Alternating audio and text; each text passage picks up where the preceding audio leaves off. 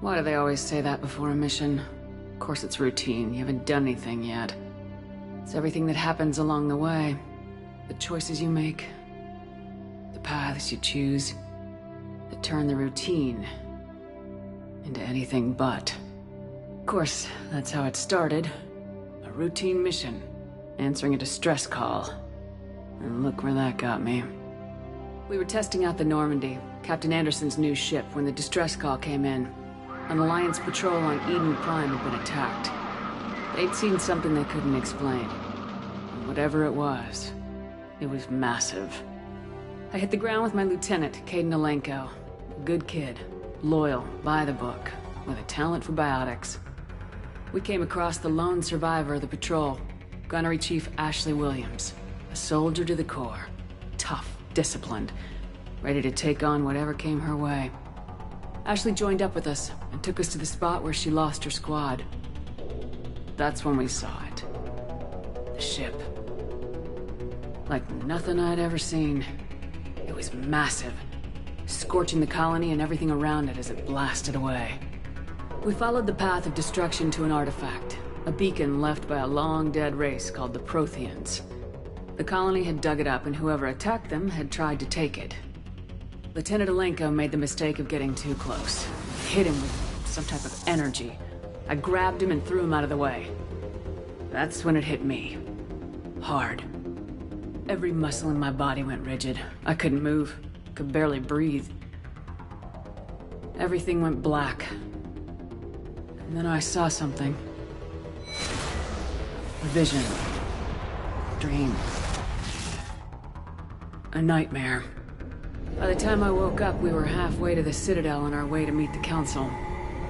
I was expected to explain what I'd seen. Anderson came along. So did Udina, our political representative on the Citadel. With those two heavyweights, it seemed reasonable we could persuade the Council that the ship we'd seen was a potential threat. As was the individual behind the attacks. The main suspect for the Eden Prime massacre was a Turian Spectre named Saren. He'd been seen by one of the survivors from the colony at Eden Prime, and there was some evidence to suggest that the ship was connected to Saren. But even Udina's pointed accusations weren't enough to convince the Council. They just couldn't believe one of their chosen elite Spectres could be guilty of something like that. They needed proof, which meant I needed proof. Fortunately, I wasn't alone in my search. Garrus, another Turian, wanted to help. A top agent for Citadel security. Despite orders from his superiors that he shouldn't get involved, he told me he was suspicious of Saren and he had some useful leads. More importantly, he was willing to share them. That led me to Rex, the biggest, nastiest looking Krogan bounty hunter I'd ever seen. He turned out to be more than just a brute. It was his intel that led us to a fugitive with incriminating evidence on Saren. The fugitive turned out to be an energetic little Quarian named Tali. A tech expert with a knack for hacking, she'd procured some information on Saren. Evidence that proved Saren was dirty. Tali's evidence proved that Saren was responsible for the massacre on Eden Prime, and the immense warship we'd spotted was in fact Saren's flagship. But it went much further. Saren was trying to find a way to bring back a race of sentient machines from dark space. Machines allegedly responsible for cleansing the galaxy of all organic life. These Reapers were blamed for wiping out all life 50,000 years ago, including the Protheans, and disappearing back through the mass relays to dark space, leaving no trace that they'd ever been. That explained why Saren was after the beacon, and it made some sense out of my visions, but not much else. We couldn't convince the Council that the Reapers were a threat, but they agreed Saren had to be stopped. They stripped him of his Spectre status and gave me the honor of becoming the first human Spectre. My first task? Bring down Saren. Anderson decided to stay behind, giving up his ship, the Normandy. He told me I'd need it more than he would. He also pointed me in a direction. Liara. A Prothean expert, adept in biotics, and maybe most importantly, daughter of Benezia, Saren's top lieutenant. And like most Asari, as beautiful as she is intelligent, and born with a unique ability to meld with other species. Liara was able to help me decipher some of the vision the beacon had given me. Nothing concrete, but it gave me some clues. And a new appreciation for the Asari. Her technique for accessing my vision was unexpected, but not at all unpleasant. Kaidan was a little concerned about the connection I shared with Liara. As commander, I knew either relationship had the potential to interfere with the mission. I told Liara about how I felt. Apparently, she felt it too. But we agreed we wouldn't let it get in the way of our mission, finding Saren. Thanks to Liara's help, we had our next lead, Benezia. Saren had taken her to Noveria, where he'd enslaved the queen of a dangerous race of insect-like creatures, the Rachni. He ordered Benezia to use the same technique Liara had used on me to extract information from the Rachni queen. The queen's drones were everywhere, and they were not happy. We had to fight through hundreds of them to get to Benezia. By the time we arrived, Saren was gone, with the information. I tried to reason with Benezia, but Saren had indoctrinated her. He had somehow acquired the ability to control people's actions and wills. Benezia wouldn't surrender, and Liara was forced to watch her mother die in her arms. And I was left with an angry, dangerous Rachni queen to deal with. She claimed her drones would do no harm if I released her. But the Rachni had terrorized the galaxy before. I couldn't do it. I wouldn't doom an entire species for past sins. And the queen was true to her word. She left and took her army of drones with her. With Saren's top lieutenant dead, he was quickly running out of time and places to hide. I tracked him down at his base on Vermeer, but we soon learned it was more than a base of operations. It was a breeding ground. Saren was breeding an army of Krogan. He'd found a cure for the genophage, a disease inflicted on the Krogan to prevent them from breeding and taking over the galaxy. But the Krogan Saren was breeding were slaves, mindless beasts that obeyed Saren's will. I had to destroy the base and all its research. Rex disagreed, violently. Rex wanted the genophage cure for his people.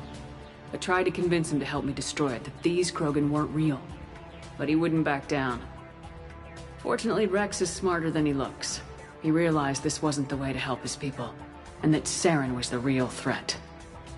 When we finally got to the center of the base, I realized just how close Saren was to completing his plan. He was already in communication with the Reapers. Sovereign, Saren's flagship we'd all assumed was just a ship, was a Reaper. It spoke to me, threatened me.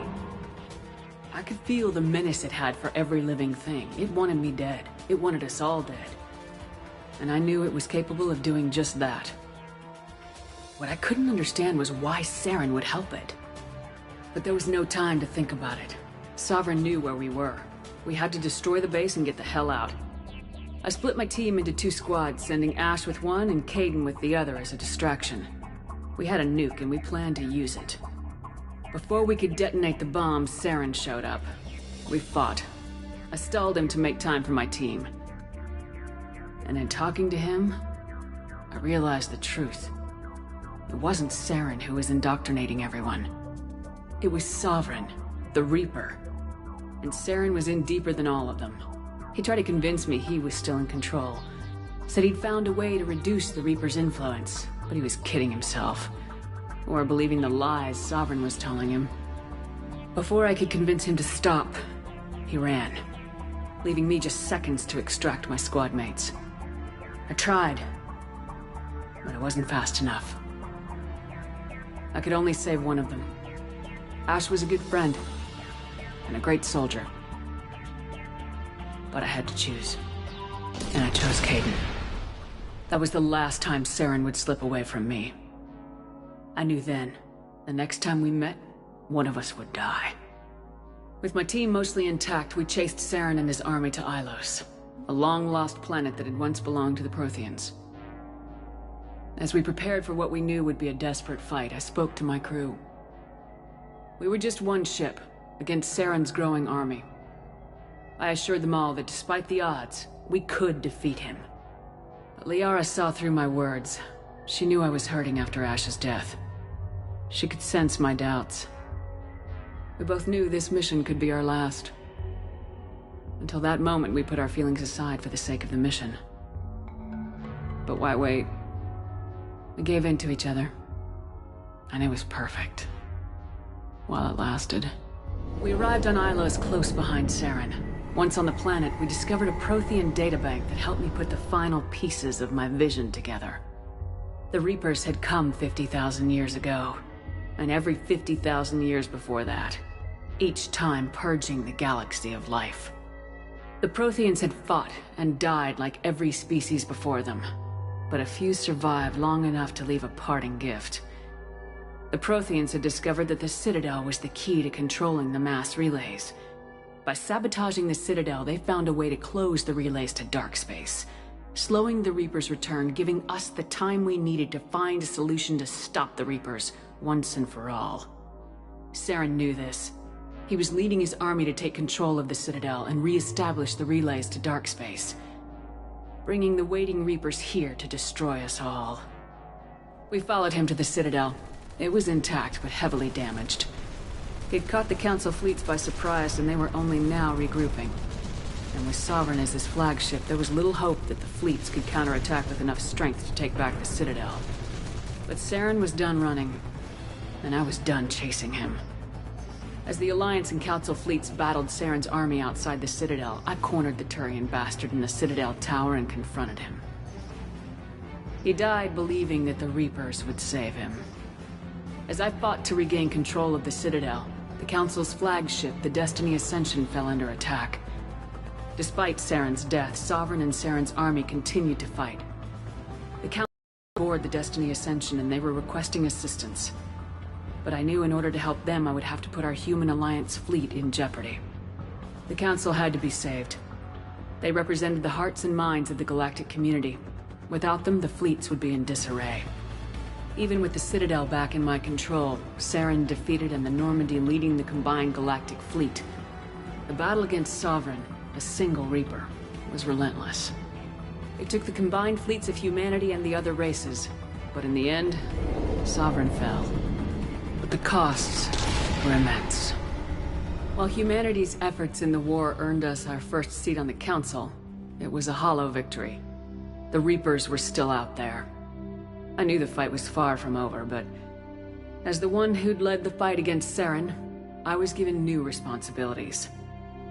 The choice of humanity's first counselor was left to me to decide. On the one hand, Udina, the lifetime politician, ruthless and ambitious. He would easily navigate the political landmines that would soon be placed before him. The other choice, Captain Anderson, the career soldier. Tough but fair, but a friend, and someone I could trust. Both great leaders in their own right. Anderson didn't want the job, which was a sure sign he'd be perfect for it.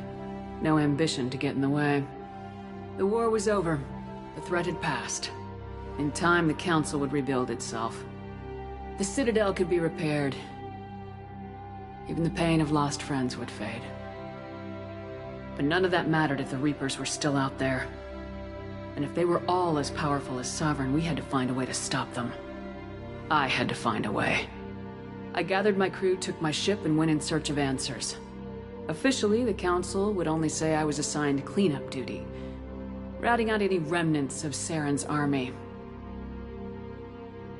Just another routine mission.